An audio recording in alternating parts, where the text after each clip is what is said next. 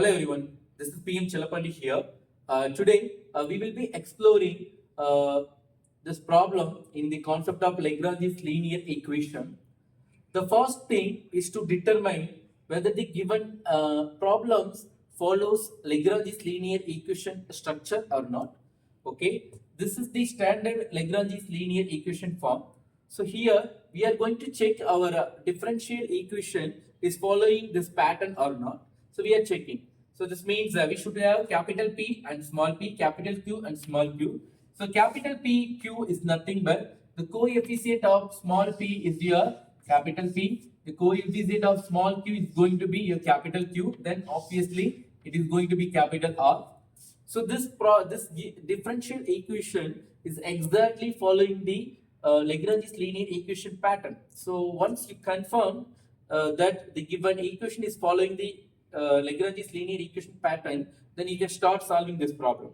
The first step you have to, the next step you have to write what is P, what is Q and what is R that you have identified in your differential equation. You just write here. After writing this, you have to write the auxiliary equation of the Lagrange's linear equation, which is nothing but dx by P is equal to dy by Q is equal to dz by R. After writing this auxiliary equation, you have to replace this P, Q, R by its actual value. So this is P, this is Q and this is R. So I'm going to replace this P, Q, R by this actual values.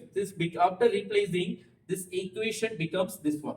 Okay. From this from this auxiliary equation, we are going to find out the general solution. For that, already I have said there are two ways that you can choose to find the general solution. The first way, grouping method. In the second way, multiplier method. Suppose if we go with grouping method, then you should be ready to integrate your given expression. So if you feel to integrate this is difficult, right? Then you can go with the multiplier method. So I think this is very easy to integrate. So that's why I'm just going to choose a grouping method. Grouping method is nothing but we are going to separate this equation, actually equation pairwise. So the first 1 and 2, this is the first pair. 2 and 3 is the second pair. Then you can pair 1 and 3 also. So you can take any pair. So I just have taken 1 and 2. You just write what is 1 and what is 2. Okay, if there is any common term that you can cancel, here is Z and Z is common that I have cancelled. Okay, now write the remaining part. I have multiplied, cross multiplied. So this becomes x square, this becomes y square. I just have written here.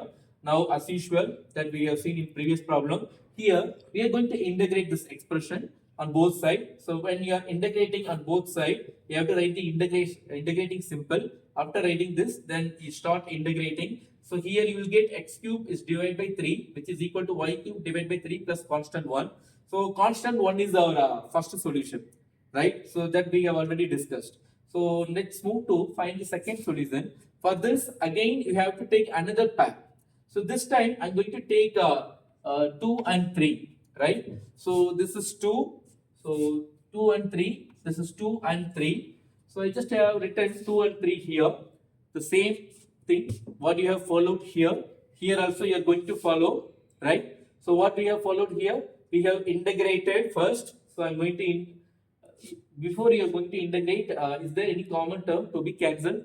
You can cancel, or you can take cross multiplication. That means you have to write the given expression in the simplest form. So this is the simplest form where I'm going to take integration. So after taking integration, this equation becomes y cube divided by 3 is equal to x is constant here because we are integrating with respect to z. That means we have to integrate only with respect to z. So other variable has to be treated as constant, right? So as per this concept, I just have integrated it. So the answer is x z square is divided by 2 plus constant 2. So I need what? I need constant 2 here. So for that, I'm just going to transform this term to this side. So I just have transform. So when you transform, your sign will be changed. So here we have plus, so it is minus, right? So this is my C2. What is the general solution of Lagrange's linear equation? Which is nothing but phi of u comma v is equal to 0 is our general solution for this Lagrange's linear equation. You just write that general solution formula. After that, you have to replace u and v by its value.